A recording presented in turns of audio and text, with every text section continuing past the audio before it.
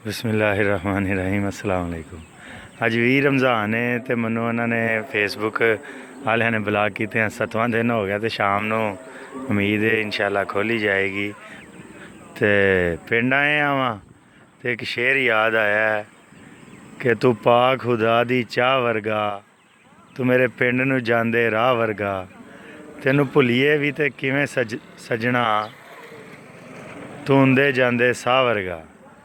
तो दूजा एक अजकल कणकां दी वाढी जारी है तो बड़ा प्यारा वह कर्नल इलियास का शेर है। कैन वसाखी ढोल यार, ना कर टाल मटोल यार, जिस धरती तू खट के खावें, बोली ओदी बोल यार। तो एक होर शेर है कि जद तक कणकां सोना होइयां, धियां दे सिर चांदी उतरी। तो हर वारी जी गौरमेंट जी जट्टां नूं रेट नहीं देंदी।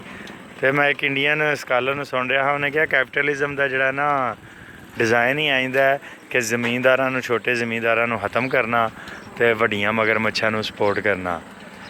तो एक हवाले नाल नहीं साडे ते अटैक जारी होना, ने फ्रीडम ऑफ एक्सप्रैशन है, साडा फ्रीडम ऑफ एक्सप्रैशन भी दबाया जाता है। तो डेमोक्रेसी सिर्फ एक ड्रामा है थर्ड वर्ल्ड के कंट्रीज़ नूं ब्लैकमेल करने वास्ते।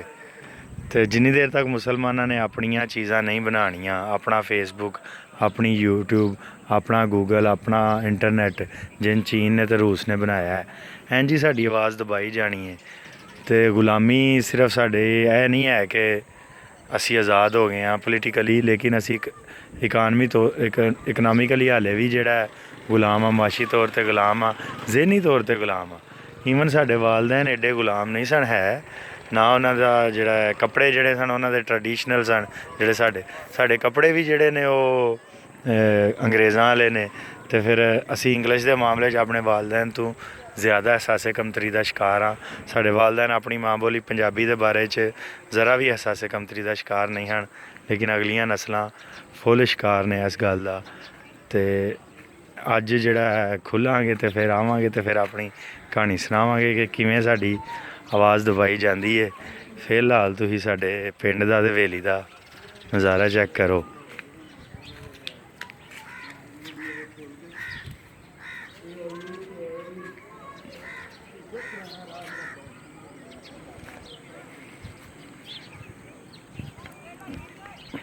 नाल ही साडी वेली दे जेड़ा बिल्कुल नाल ही सियालकोट इंटरनेशनल एयरपोर्ट की बाउंड्री है।